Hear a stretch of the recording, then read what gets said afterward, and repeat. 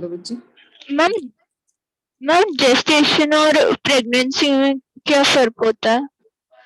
Okay, मैं बच्चे आज ये टॉपिक्स आपको डिटेल में अभी करवाती हूँ। आपको अभी क्लियर हो जाएगा what is the difference between gestation. वैसे तो they are gestation period is the period which starts from the from fertilization till the birth of baby। और जो वो प्रोसेस कंसीव हुआ है, मतलब एग्जैक्टली डेट ऑफ कंसेप्शन से till the birth of baby, that is called as gestation. Okay, और simultaneously उसको भी प्रेगनेंसी पीरियड बोलते हैं। प्रेगनेंसी पीरियड में बर्थ को इंक्लूड नहीं करते।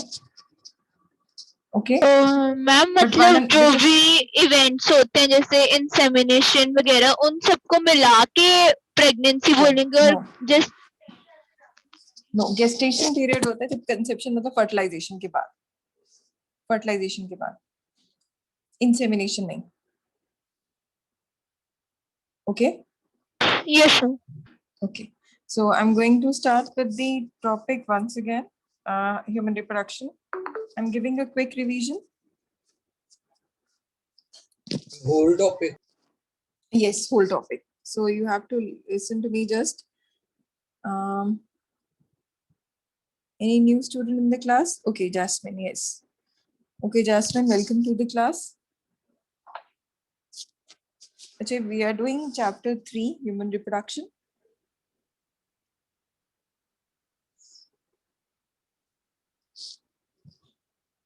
But you're not audible. Hello. But yes, yes. Good evening, ma'am. Good evening, Bache. But we are doing chapter 3. Okay, ma'am. Okay, that is human reproduction. Okay. Excuse me, ma'am. Yes. Okay. Ma'am, you told earlier that you will repeat chapter 1. Ma'am, when will you repeat? Bache, can you repeat? Ma'am, you told earlier that you will repeat the chapter 1. No, not chapter 1, this chapter. Once again, I said. No, ma'am, not today, ma'am. Earlier, ma'am. Okay, chapter 1. Okay, yes, yes, I'll do revision also. Yes, I'll do. But not today, Bache. Okay. Okay, ma'am. Ma'am, because कोई तो वो sugar का नाम है fructose. तो fructose sugar if it is found in the urine of female तभी confirmation होती है, because fructose is present only in male and it is secreted from the seminal vesicle. तो सेमिनल वेसिकल के सिर्फ आप फंक्शंस के बारे में सुनो। टेस्टिस का आपको बता दिया, testis secrete sperms and testosterone. Scrotum provides optimum temperature.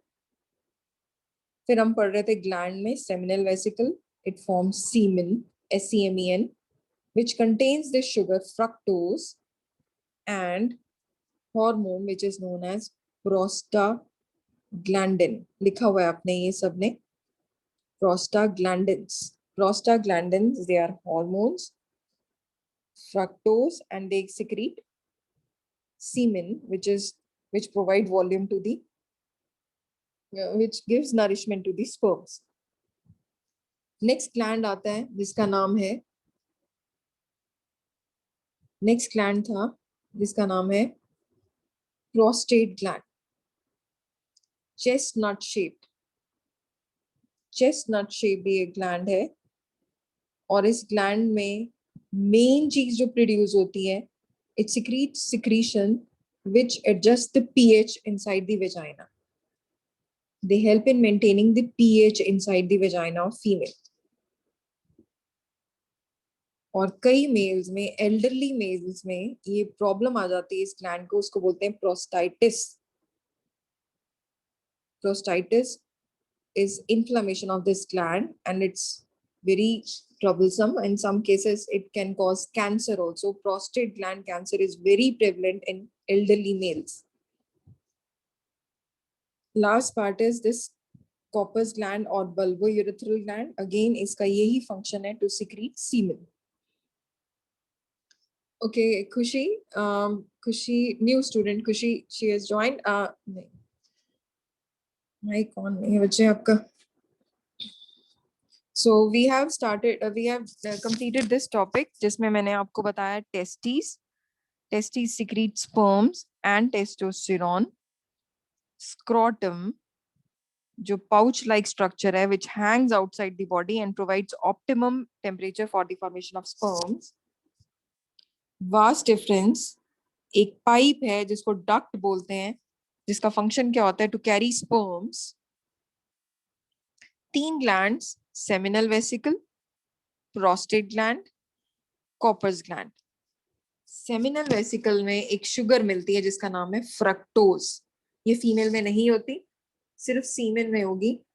तो मैंने आपको बताया कि ये नीट का ही क्वेश्चन था कि कौन सी ऐसी शुगर है जो फीमेल में अगर आई, दैट मीन्स उसके साथ मिसहैप हुआ है या रेप हुआ है, तो वो that sugar is fructose. And this seminal vesicle secretes fructose plus prostaglandin. Prostate gland secretes secretions which adjust pH inside the female vagina. Corpus gland or bulbourethral gland, they secrete semen which provide nourishment to the developing sperms. ये तीनों की secretion इस pipe में आती हैं. और अगर आपने ध्यान दिया, यूरिनरी ब्लैडर जो है स्टोर्स यूरिन, और मेल का यूरिन प्लस सीमेन एक ही डक्ट में आते हैं, जिस डक्ट का नाम क्या है? Yes, who will tell me the answer? Common duct is urethra. कहते हैं यूरेथ्रा एक कॉमन पाइप है मेल में जिससे यूरिन भी आता है. यूरिन भी, क्योंकि यूरिन यूरिनरी ब्लैडर ने स्टोर किया, इसी से यूरिन आएगा, इसी से इन 3 ग्लैंड्स की सिक्रीशन आएगी. अब हम एक टर्म पढ़ रहे हैं, एक्सटर्नल पार्ट्स, एक्सटर्नल जेनिटेलिया. कहते हैं बॉडी से बाहर जो चीजें आएंगी उनको बोलेंगे एक्सटर्नल जेनिटेलिया, जिसमें बॉडी से बाहर है scrotum. It's a pouch like structure with a special membrane, tunica dartos. मैंने आपको बताया scrotum provides optimum temperature for the formation of sperms. In case of males, sperms they are continuously produced. तो अगर बाहर ठंड है तो ये जो ट्यूनिका डार्टस, जो डार्टस मसल्स हैं, they shrink.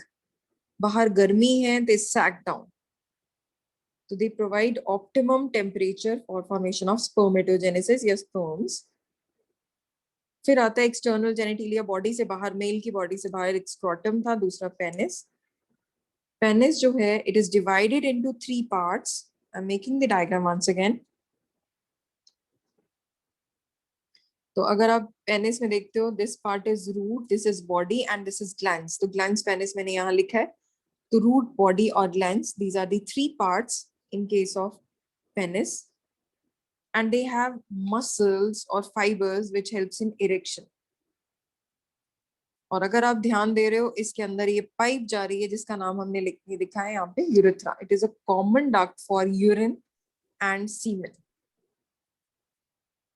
अब सीमेन की बात करें, हम बार बार बात कर रहे हैं सीमेन. तो semen is a fluid which is ejaculated from males,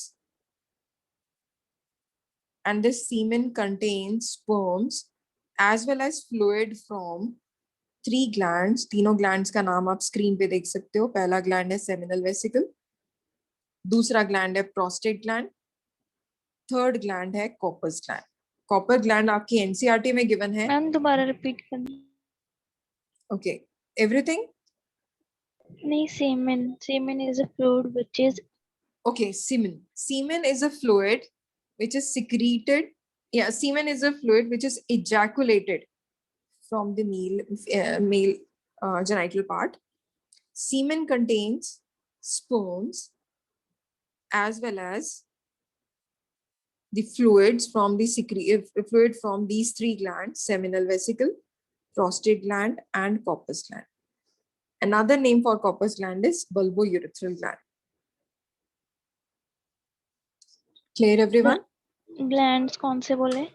glands बच्चे 3 ग्लैंड्स है, seminal vesicle, prostate gland, Cowper's gland. In your NCERT Cowper's gland की जगह दिया हुआ है bulbourethral gland. How many of you are clear with this diagram and their functions? Please raise your hand. Okay, Harjot, Tanvi, Khushi, very good. Jasmine, very good. Okay, Palak, Kritika, Manpreet, Ishmeet, Amanmeet, Elena, Angelina, Mehak, Anubhav. Very good. Yes, Dolly, Harsh, Kushi, Mayank, Mehak, Kondal, Utkarsh, Anshiraj. I'm waiting. How many of you are clear? Kushi, am I audible to you? New student. Bache, can you tell me? Yes, can you speak out? Bache, you're not audible. Yes, ma'am. Okay, Bache, you're from which school? I'm 40 model. Okay, you're from 40 model. Okay. काफी Yes. Friends हैं, हाँ आपके काफी friends हैं I guess यहाँ पे, है ना? ओके, सो खुशी ये समझ आया diagram? Ma'am, yes. Okay, that's nice. ठीक है बच्चे. So I am moving to next part. Jasmine आपको जैस्मिन ने हाथ रेज किया था. Okay, now I am moving to next part, that is female reproductive system. Female reproductive system. The female reproductive system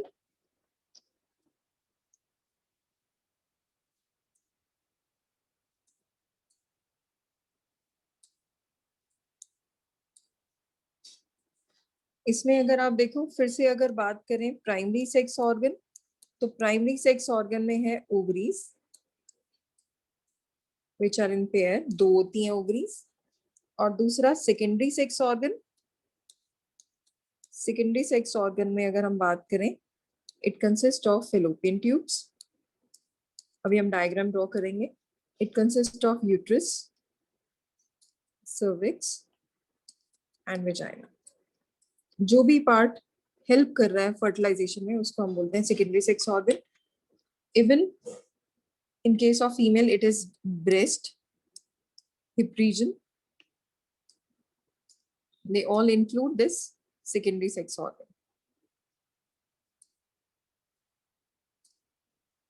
So now I'm going to start with the diagram. Diagrams ही समझ लोगे तो काफी part आप लोगों का आज clear हो जाएगा. So let us start with female reproductive system. I'm going to make the diagram now. इसको बनाने का ये तरीका इजी है. 3 एलिवेशंस बनाओ. I think सबको आता भी होगा ये diagram. These are finger-like projections, fimbriae. Ovaries दो होती हैं, pair of ovaries, which are joined with this uterus via ligament, जिसका नाम है ovarian ligament. Diagrams आपकी NCERT में बहुत सुंदर दिए हुए हैं.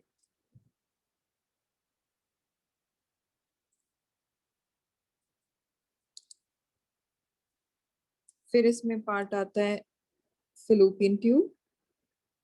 fallopian tube का दूसरा नाम है oviduct. Oviduct. Yes, oviduct.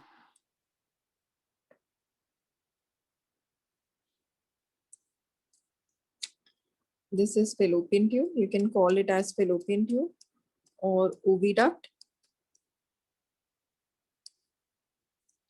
There are 3 different parts of oviduct: isthmus, ampulla, and infundibulum. इनफंडिबल. Yes, this is isthmus. This is ampulla. And this is infundibulum.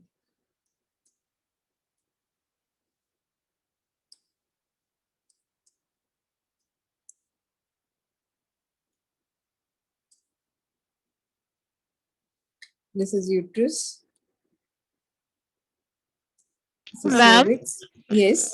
Ma'am कई बारी जो ओवरीज में सिस्ट बन जाती है वो इस्थमस रीजन में होती है, मतलब हाँ, अच्छा ये ना डिपेंड करता है किस में हो रहा है, क्योंकि जब ये मेंस्ट्रुअल साइकिल के ड्यूरिंग ये रप्चर होनी चाहिए. This is the inner most wall. I am making the diagram.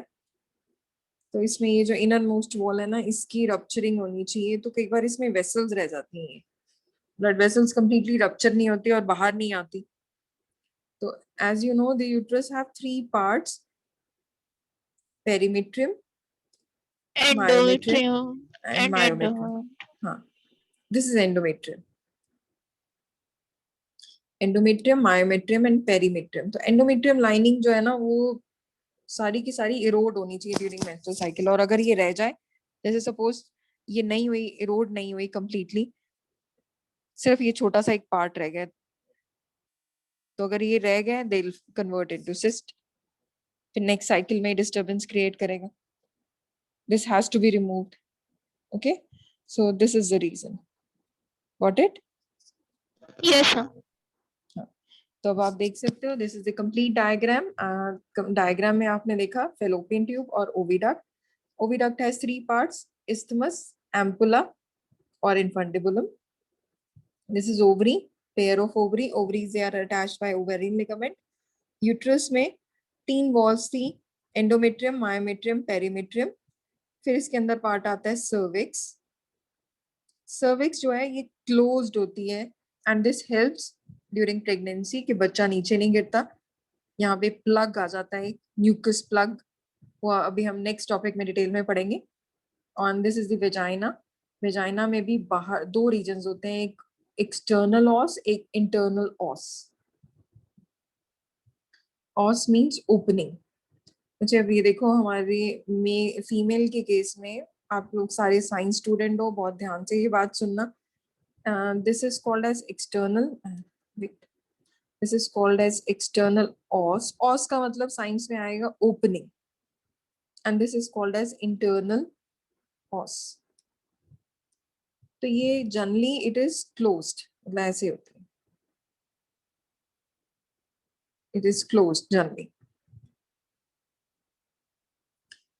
As you can see, it is the direct opening into the female body. So any organism, any mosquito, any ant can go inside the body और directly हमारे major organs की opening है, as you can see it. In order to avoid the entry of microorganisms or unwanted organisms like ants, insects into the female genital tract, there are hair present. And anal region में या vaginal region में there is secretion of mucus substances. So God has given us protection, everyone, so as to protect us from the harmful insects. Okay, so अभी आप लोगों को clear हो चुका है. फिर इसके बाद next topic is, am I clear with this diagram? Yes, everyone? Yes ma'am. Okay. Yes, ma'am. Okay. Yes, ma'am. Now I'm moving to next topic. अगर आपको याद हो, हमने ओवरी का डायग्राम डिटेल में पढ़ा था.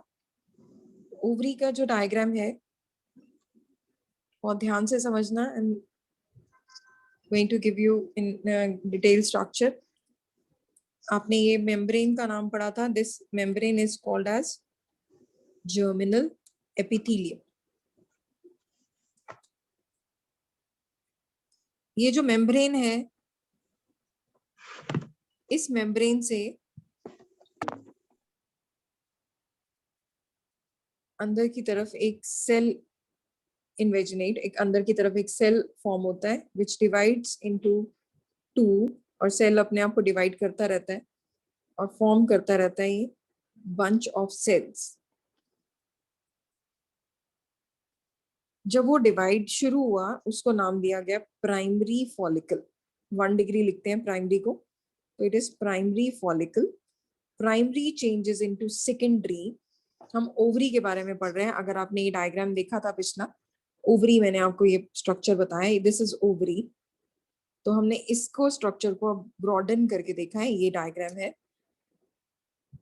तो इसी की वॉल एक सेल फॉर्म करती है, this is known as primary follicle. Then it changes into secondary, secondary into tertiary, और ये डिवाइड होते होते फॉर्म करता है mature follicle. Mature follicle has bunch of cells, और बीच में एक खाली जगह आ जाती है.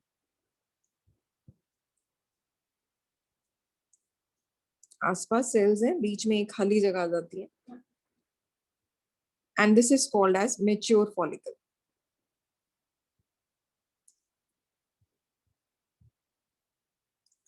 Mature follicle then releases the egg. This is called as egg.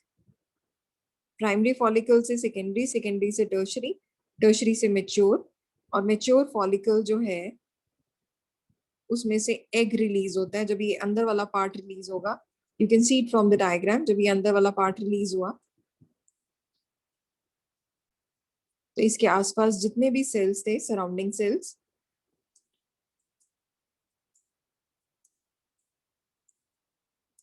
वो इसके साथ जाएंगे। This process of release of egg from ovary, this process of release of egg from ovary is known as ovulation. और जब वो egg release हो जाता है, अंदर से वो खाली हो जाएंगे, और वो खाली होके फॉर्म करता है कॉर्पस ल्यूटियम।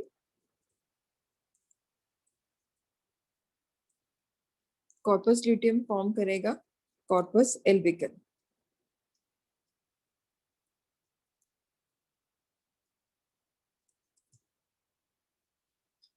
ये डिफरेंट स्टेजेस हैं।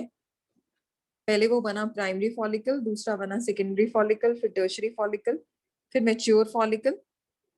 मैच्योर फॉलिकल जो है, जब एग रिलीज करता है, इस प्रोसेस को बोलते हैं ovulation. Ovulation is release of egg from ovary.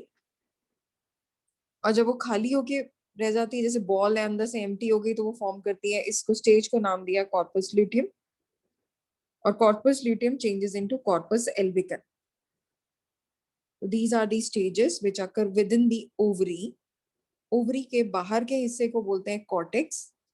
This outermost region is called as cortex. अंदर वाले हिस्से को बोलते हैं medulla. So it has two regions, cortex and medulla.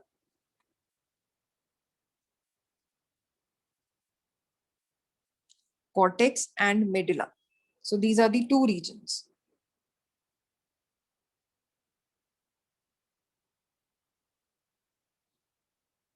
Okay, clear everyone?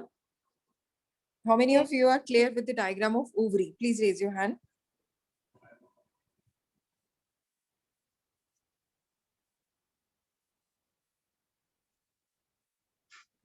Okay, that's nice. So this was the diagram. Very good. खुशी, आपको clear है बेटे diagram? Ma'am, yes. Okay. Jasmine, आपको clear है बेटे diagram? Yes, ma'am. ओके, ठीक है बच्चे। सो ओवरी में आपने देखा बाहर वाले हिस्से को बोला गया कॉर्टेक्स, अंदर वाले को मेडुला। तो उसमें जर्मिनल एपिथेलियम ने फॉर्म किया प्राइमरी फॉलिकल, जिसको बोला गया 1 degree, secondary follicle 2 degree, tertiary 3 degree. फिर उसके बाद मेच्योर फॉलिकल, मेच्योर फॉलिकल ने एग रिलीज कर दिया और वो अंदर बॉल खाली हो गई, कॉर्पस ल्यूटियम। और corpus luteum changes into white mass which is corpus albicans. तो ये ओवरी का डायग्राम है। अब हमें मेजर पार्ट था, दैट इंपॉर्टेंट पार्ट था जो रिलीज हुआ, दैट इज एग। एग जो रिलीज होता है उसका अगर हम स्ट्रक्चर देखें, egg is also called as ovum. तो एग जब रिलीज हुआ उसमें, that is again this diagram is already given in your NCERT, it's a beautiful diagram. उसमें एग की वॉल्स जो हैं, डिफरेंट लेयर्स आएंगी एग की वॉल में। Egg is also called as secondary oocyte।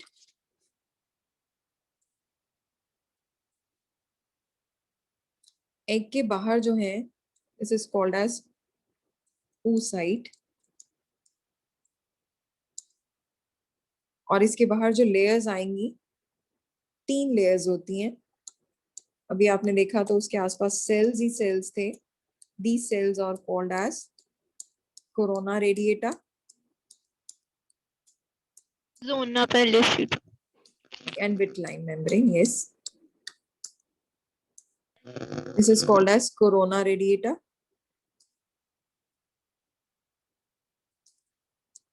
Next is Zona pellucida. zona pellucida. And then pre-vitelline. Yes, pre-vitelline membrane. Very good. Pre-vitelline membrane. 3 layers है, मैंने आपको बताया था, आपको तीनों लेयर्स याद करनी है। एग के बाहर की 3 लेयर्स हैं। कोरोना रेडिएटा, कोरोना मतलब होता है मून, रेडिएटा मतलब होता है रेज। ऐसे लगता है अगर आप इसकी व्यू करोगे पिक्चर, स्कैनिंग इलेक्ट्रॉन माइक्रोस्कोप वाली पिक्चर, तो आपको ऐसे लगेगा कि मून है और इसके आसपास रेज निकल रही है, तो कोरोना रेडिएटा इसीलिए नाम पड़ा इसका.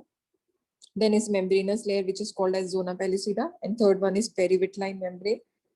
And inside you, where I have written oocyte, it is the female gamete, which is egg.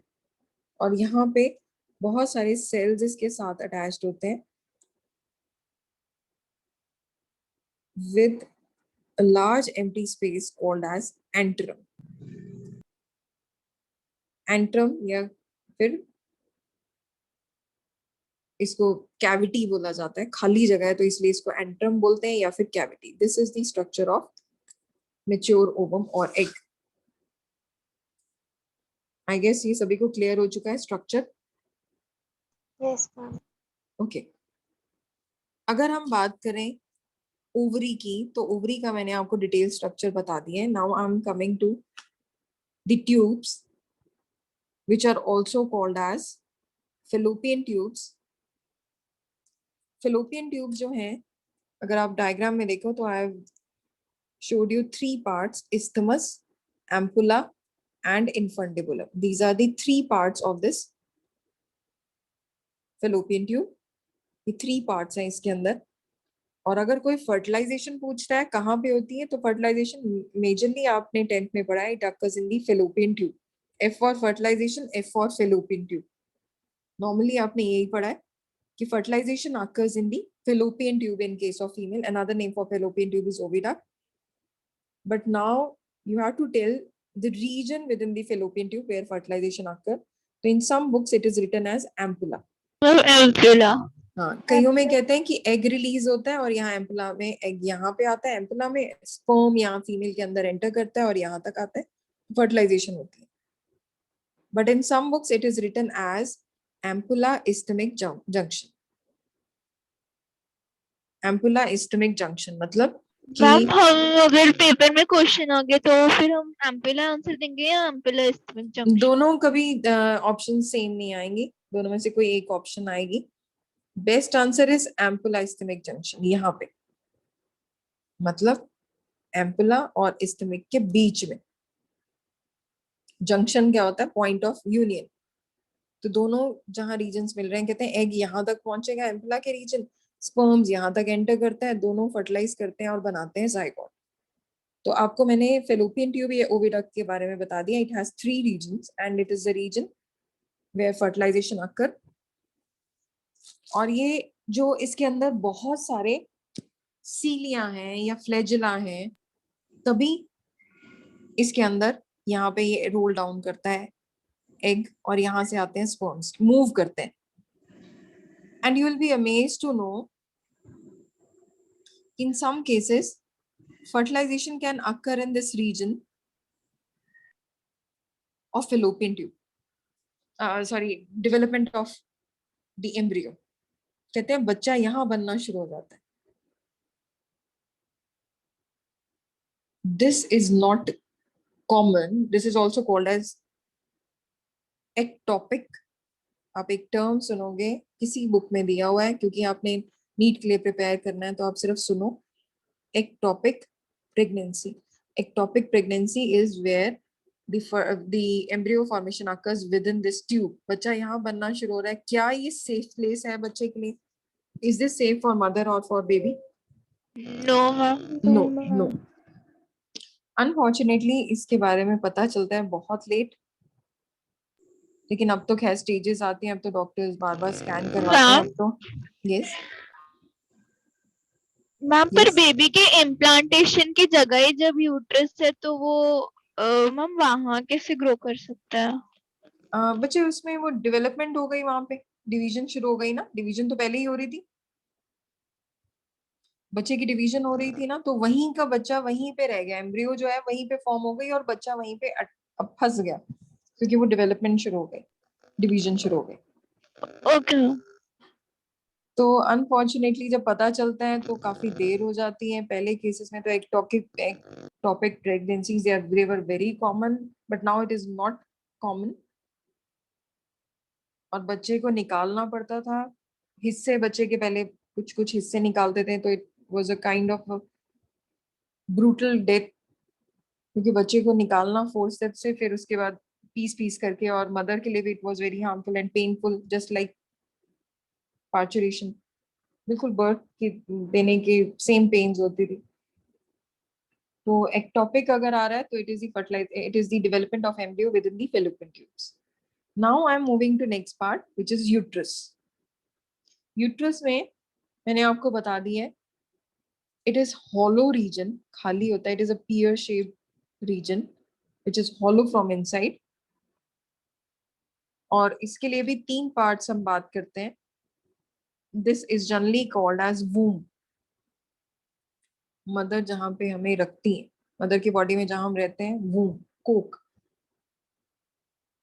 It is the major region where development of the embryo occurs.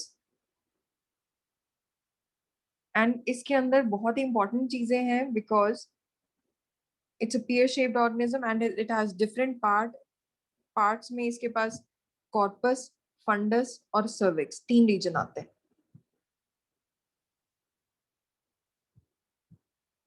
corpus, fundus और 3 regions इसके अंदर आ रहे हैं in the case of uterus। And अगर हम wall की बात करें तो वॉल मैंने आपको बता दी थी, इट इज 3 लेयर थिक। बाहर वाली को बोला था पेरीमेट्रियम, बीच वाली को बोला मायोमेट्रियम, सबसे अंदर वाली को बोला एंडोमेट्रियम। सबसे थिक कौन सी होगी? एंडोमेट्रियम। Endometrium Endomit. सबसे थिक जो है that is endometrium. It is the thickest endometrium. It is highly vascular, सबसे ज्यादा ब्लड सप्लाई है और सबसे ज्यादा थिक है। Even it secretes mucus. अभी आपको बताया कि in case of females this layer is remove during menstruation. तो हर महीने फीमेल की ये जो लेयर है एंडोमेट्रियम, हर मंथ मेंस्ट्रुअल साइकिल में ये रिमूव होती है और हर मंथ नहीं बनती। It is the region, endometrium wall is a region which is formed every month and it is released every month, and this is the region which receives embryo।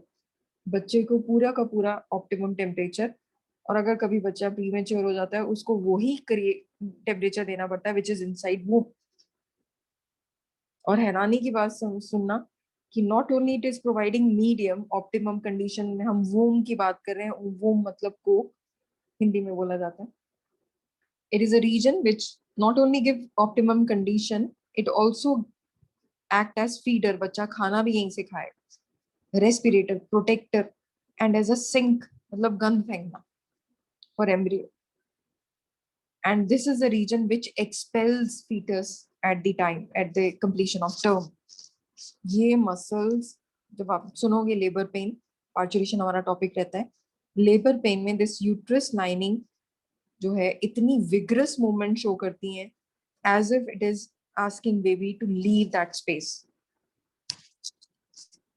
Lastly, तो अभी आपको बताया कि वूम में या यूट्रस में पार्ट्स हैं, cervix, body, sorry cervix, fundus और कॉर्पस और फंडस, 3 हिस्से होते हैं। अब हम पढ़ेंगे vaginal part. Vaginal is considered to be a tube like structure आ गया which stretches from uterus, uterus से लेके बाहर एक्सटर्नल पार्ट तक। It has cervix at the upper end. और अगर हम बात करें वेजाइनल की मेम्ब्रेन की, तो it is highly mucus secreting. अभी बताया था आपको म्यूकस होना चाहिए ताकि कोई इंसेक्ट या एंट एंटर ना कर सके। एंड अगेन वेजाइनल की भी रप्चरिंग होती है during menstrual cycle. And at the opening of this vagina, हमने ये डायग्राम बनाया हुआ है, there are 2 lips present, labia major and labia minora. At the opening मतलब यहाँ पे ओपनिंग में हम टॉप व्यू देख रहे हैं। I hope you all are getting. अच्छा, आप साइंस स्टूडेंट हो, आई गेस सबको समझ भी आ रहा है कि eight the opening of this is the opening, this is the opening vagina. ये साइड व्यू देख रहे हो, ये टॉप व्यू है। तो जब आप देखा आपने डायग्राम, तो इसमें ये आप देख रहे हो 2 लिप्स आते हैं, एक आता है लेबिया मेजोरा, एक आता है लेबिया माइनोरा।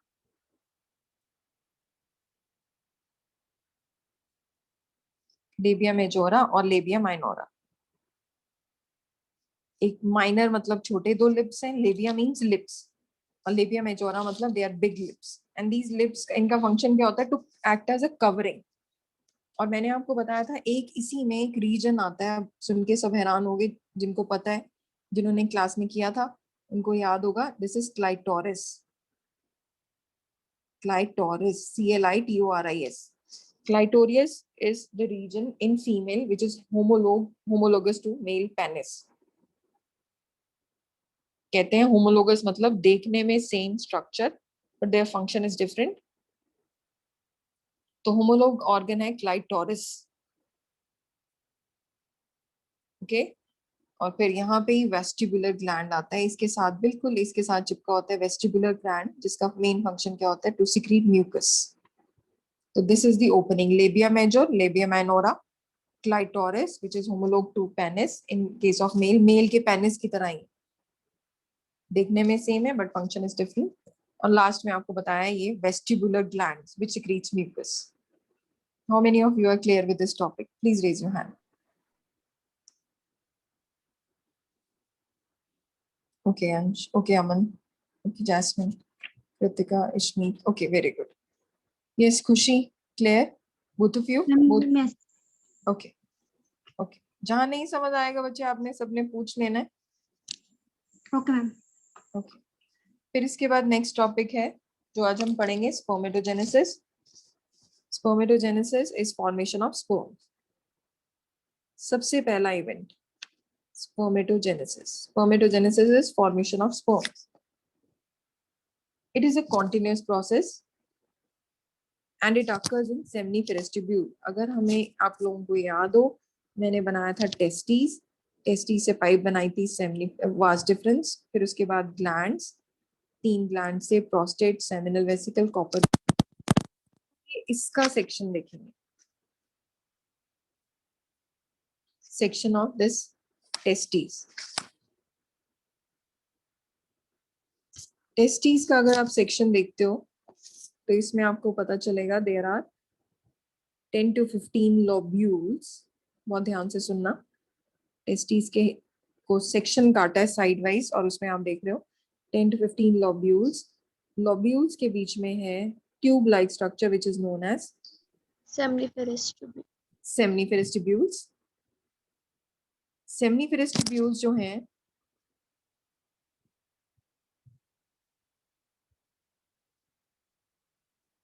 सेमिनिफेरस ट्यूब्यूल्स जो हैं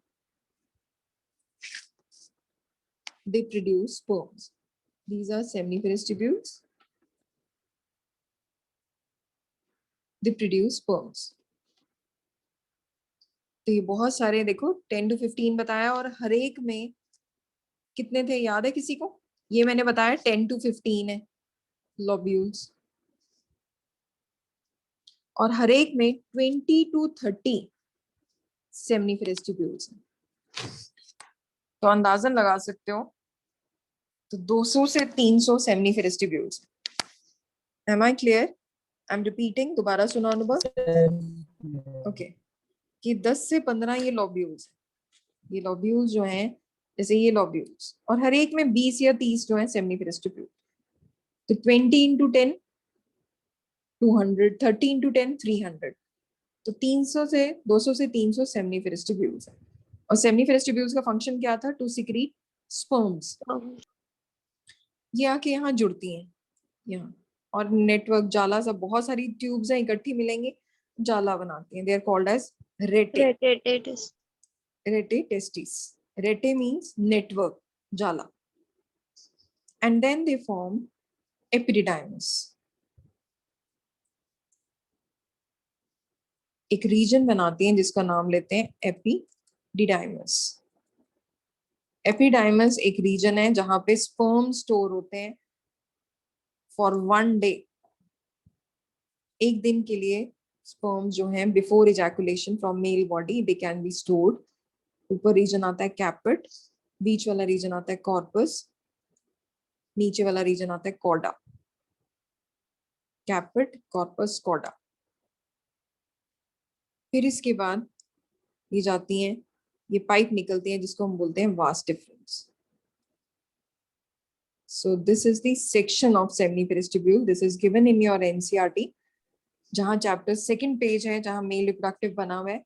मेल रिप्रोडक्टिव में अगर बहुत डिटेल में देखोगे तो उसमें डायग्राम के अंदर ये छोटा सा डायग्राम दिया हुआ है और इसमें स्टेप्स मैंने आपको फिर से बता दिए. हमने बनाया पहले लोब्यूल्स टेस्टिस के अंदर, उसके अंदर सेमिनिफेरस ट्यूब्यूल बनाए, हर एक में 20 से 30 हैं with joint to form rete testis. Rete testis जो है बन के मिला एपिडाइमस. एपिडाइमस में ऊपर टॉप को बोलते हैं कैपेट, कैप लाइक. कॉर्पस बीच वाले को पार्ट को बोला, कॉर्डा टेल को बोला. एपिडाइमस के 3 हिस्से हैं, कैपेट, कॉर्पस, कॉर्डा. फिर ultimately they join to form vas deferens. और वास डिफरेंस आप लोगों को डायग्राम में पता है वो कहाँ मूव होता है. वास डिफरेंस ये. तो हमने इसका सेक्शन देखा है, साइड व्यू, साइड से स्लाइस किया इसको. और अगर आप टॉप व्यू देखते हो इसका तो वो सर्कुलर दिखेगा. मैंने आपको बताया था पेन को साइड से देखते हो तो ऐसे दिखता है, उसको टॉप व्यू करते हो पेन को तो वो सर्कुलर दिखता है. सेम टेस्टिस को टॉप व्यू देखेंगे तो इसमें टेस्टिस सेमिनिफेरस ट्यूब्यूल्स दिखेंगे आपको, ये पिज्जा स्लाइस की तरह सेमिनिफेरस ट्यूब्यूल्स. और सेमिनिफेरस ट्यूब्यूल्स के बीच में डिफरेंट टाइप्स ऑफ सेल्स होते हैं क्योंकि स्पर्म्स बनाती हैं. ये सर्टोली सेल है. फिर इसके साथ डिफरेंट टाइप्स ऑफ स्टेजेस आती हैं, प्राइमरी स्पर्मेटोगोनिया, सेकेंडरी स्पर्मेटोगोनिया और ultimately sperms. Sperms in different stages, Sertoli cell and sperms in different stages.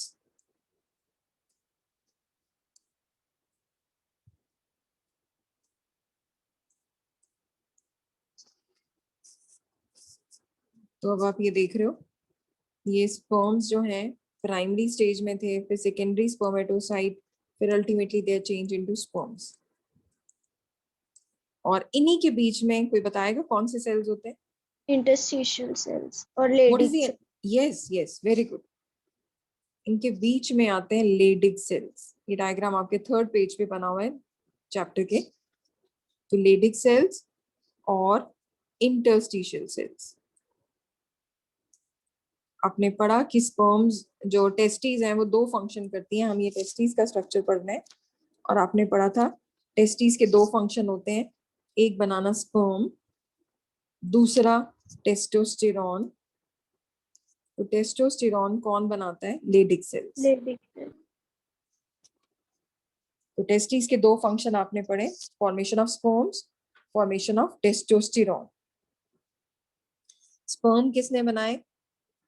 Seminiferous tubule. Seminiferous tubule. Yes, this is seminiferous tubule.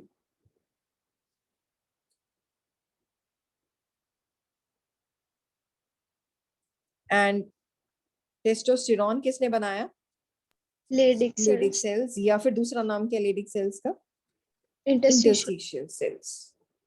Clear everyone? Yes, Am I clear with everyone? yes, ma'am. Okay, if you have doubt, just stay back. If you do not have any doubt, Ma'am, you एक can bar leave. repeat कर दो. Okay, I'll repeat.